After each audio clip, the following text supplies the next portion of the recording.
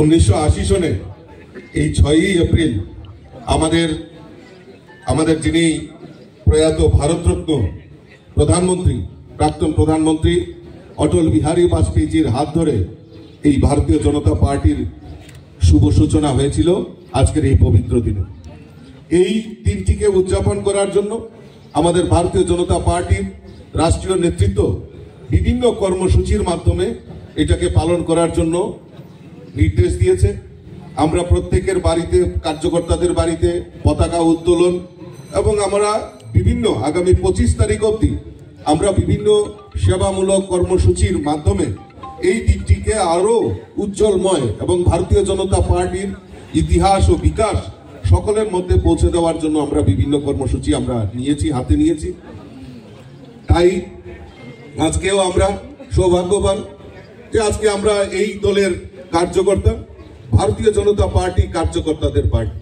আজকে 1980 সনে যেই পার্টির জন্ম, আজকে 2025 এই 46 বছরে ভারতীয় জনতা পার্টি পৃথিবী, শুধু ভারতবর্ষ নয়, পৃথিবীর মধ্যে সবচেয়ে সর্বশ্রেষ্ঠ পার্টি ভারতীয় জনতা পার্টি।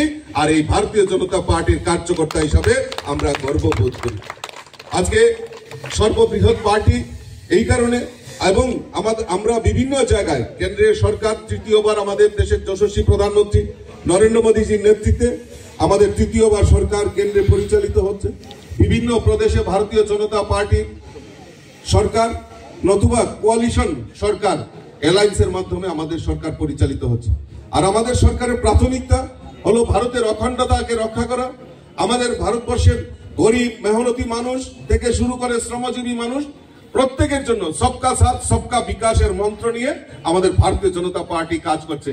তাই ভারতীয় জনতা পার্টির সংগঠন এবং সরকারের এই কাজকর্ম মানুষ পছন্দ করে নিয়েছে। আজকে আমরা ইতিহাস সৃষ্টি করেছি। আমাদের এই দিল্লির মতো প্রদেশ 27 বছর পর ভারতীয় জনতা পার্টি সরকার সেখানে প্রতিষ্ঠা লাভ করেছে। অর্থাৎ এই মোদিজির যে বিকশিত সংকল্প যাত্রা আর এই সবকা সাথ সবকা বিকাশের যে প্রয়াস নিয়ে আমাদের সরকার সমাজের প্রত্যেকটা অংশের মানুষ, সেখানে হিন্দু, মুসলিম, বৌদ্ধ, খ্রিস্টান, জৈন সকল অংশের মানুষকে সমবেত করে এবং তাদেরকে সহযোগিতার মাধ্যমে এই ভারতীয় জনতা পার্টির কর্মকাণ্ড এগিয়ে যাচ্ছে। তাই ভারতের সর্বশ্রেষ্ঠ পার্টি এবং সমস্ত জায়গায় ভারতীয় জনতা পার্টির সরকার প্রতিষ্ঠিত হচ্ছে। আমরা জানি, কারণ ভারতীয় জনতা পার্টি কার্যকর্তাদের পার্টি, কার্যকর্তাদের মূল্যায়ন করতেছিলেন এবং মূল্যায়নের মাধ্যমেই ভারতীয় জনতা পার্টির সংগঠন শ্রীবৃদ্ধি হচ্ছে। আর একদিকে অন্যদিকে আমরা যদি দেখি,